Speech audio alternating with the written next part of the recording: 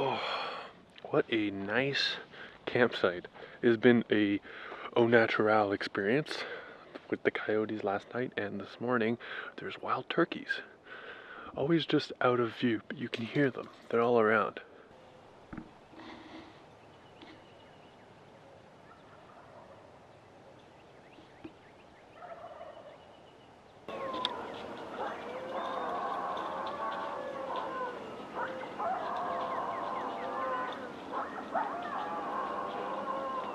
The coyotes are back over there.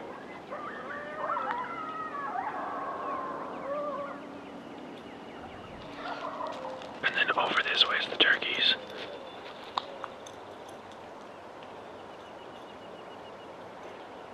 Which are now being quiet for the first time because I'm recording.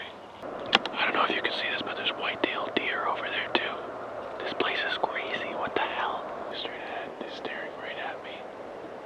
I got really good hearing. I can hear one a lot closer to me though. That one's just standing still. Oh, there they go, through the trees.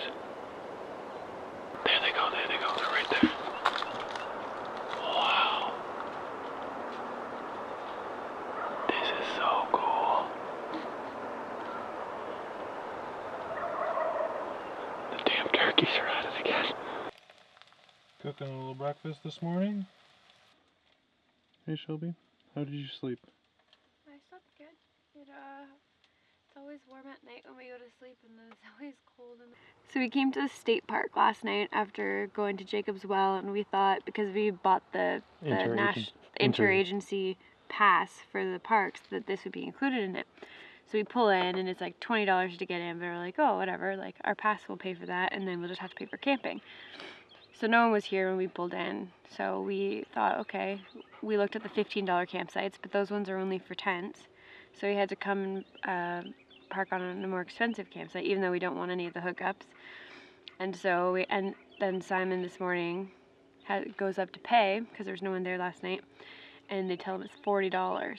And it's supposed to be $20, but they charged us $20 to get in. They said our pass doesn't work here. It's not valid here, whatever. Yeah. So we're pretty pissed because we wouldn't have stayed here if we knew that. And that's an atrocious amount to pay for a campsite with like literally nothing. Yeah. So I'm probably going to go have a word with them because I'm kind of angry about it. And the campsite was just full of rules. Don't have your dog off leash. You can't drink. You can't be loud after 10 p.m. You can't do this. You can't do that. Everything. So We just wouldn't have stayed here if we knew, and they weren't working when we pulled in last night at like 6 o'clock, so it's pretty annoying. And then they have their little park monitor that was stalking us all night last night, drove by us like 6 times, and then came by again and drove by us this morning again while Simon was up and we were sleeping, and just writing notes about us. It was really creepy. How many people there are, and we have a dog, and what we're doing, and all this stuff, and it was just super rude to Simon. So I'm super unhappy with this campground, but... Lesson learned, we won't be doing state parks again. No. It's kind of a waste of time, there's nothing here. There's nothing here. They're paying you to park on some grass. That's pretty much it. The electricity doesn't work, and there's supposed to be a river, but you can't get to it. I think the part that upsets me the most is that in Canada, if something happens that upsets me, I just tell people how I feel about it, but here I can't because they could just shoot me. We have this fear, as Canadians, that like they're all carrying guns. Well, and then all it takes is like one person to be crazy, and like you know the crazy one's gonna have a gun for sure. Yeah. So it's just definitely it sits in the back of your head. I mean, like I know the likelihood of it happening is extremely low, but like it just bothers you mentally. But it's supposed to make you feel safe to have a gun. But if everyone has guns and you can't say anything to anybody because they have a gun, and does they it might make be me crazy. feel safe? Yeah. So I just want to put it out there, like we're not like super huge anti-gun activists or anything like that.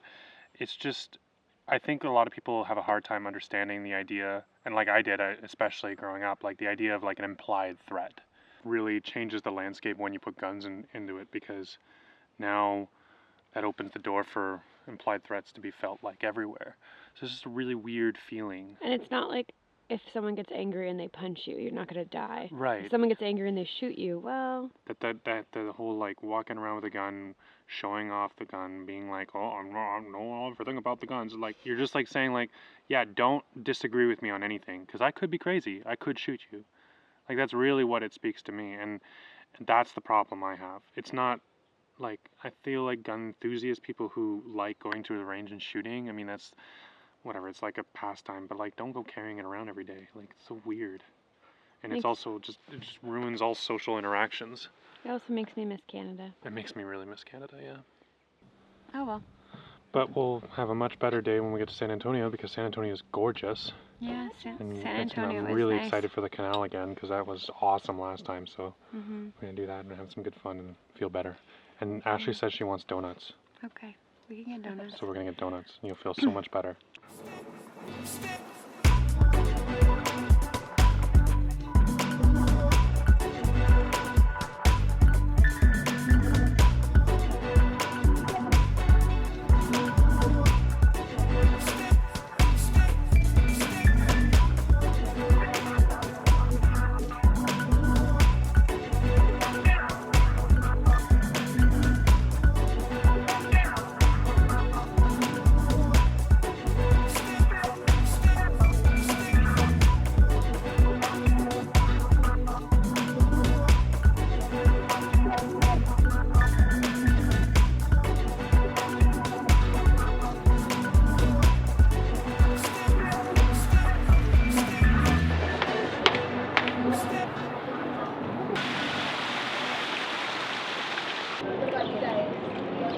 Undo these. Don't do it too fast because we need Are you excited for that? them. Intrigued by all the colors That that is are not happening. staying on my plate very long. Are you drunk already? There's like the mix of tequila and sour is like intense. Food was your average tourist fare, but the view right here is just spectacular, so worth it for the view.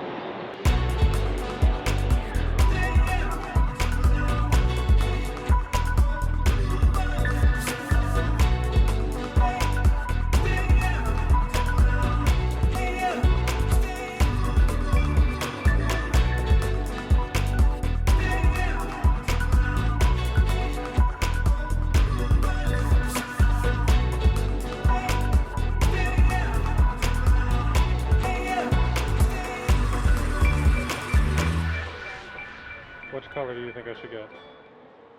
What are you guys deciding? I like that one and I like the brown one. And the black. The black's good. Black one. Black's boring. Literally a sticker. Yeah, it seems really plasticky to me, but he wants it. I I'm want pretty it. sure I could buy you that same thing at the dollar store. Whoa, snap. I'm getting a little sass and aggression over here. Sorry. Expect awesome music in the near future. Yeah, we were really loving this downtown core. It's absolutely beautiful, but we're feeling like maybe it's lacking a little bit in uniqueness or culture. Everything's been just a little bit whitewashed by all the tourism. And it's fine, you know, that's part of the deal. Well, you know, you just need to head out a bit and find some new stuff. Okay, now. Street's such a drag. Oh wait, I have a picture of that sign. The drag. So okay, so we're out in the boons of San Antonio now. Who is this that we're gonna go see? We're gonna go meet Chris Lee's brother if Is- he's working. We heard that Chris Lee is super cool. So cool. So cool. Right, Maddie? So, so his brother's got to be like at least half as cool. We're hoping for like at least a quarter cool. Quarter cool. Yeah, maybe not like celebrity status.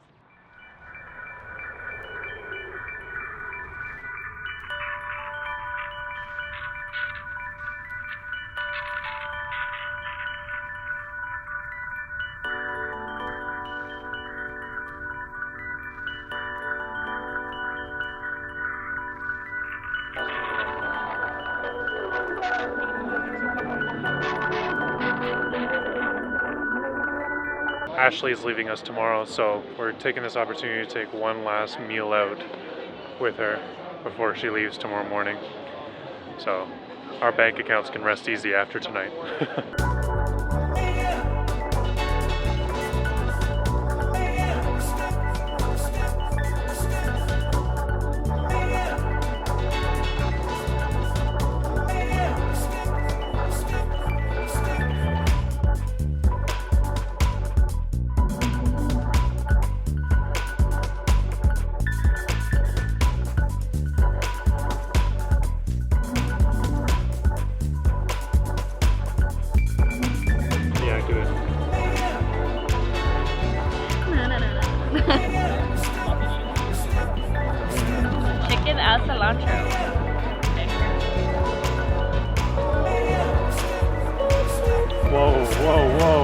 having a moment.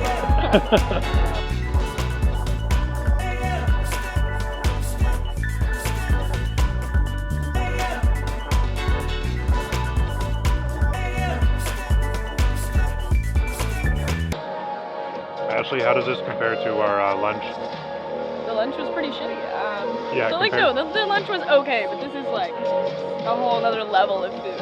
Yeah. You know? And it's also really cool here because we're super close to the university, but it doesn't even feel like we're in the same city. No, it doesn't Just at all. because the atmosphere is just so different. Like everyone's like relatively our age. They're just like super chill, relaxed, good coffee, good food. My kind of vacation. Shelby, what are you doing? There was a hair. I just pulled it out. It's okay. It wasn't my hair. Watch that just. That's it for us tonight. We're gonna pack it into the van in this neighborhood. Take it easy. Good night.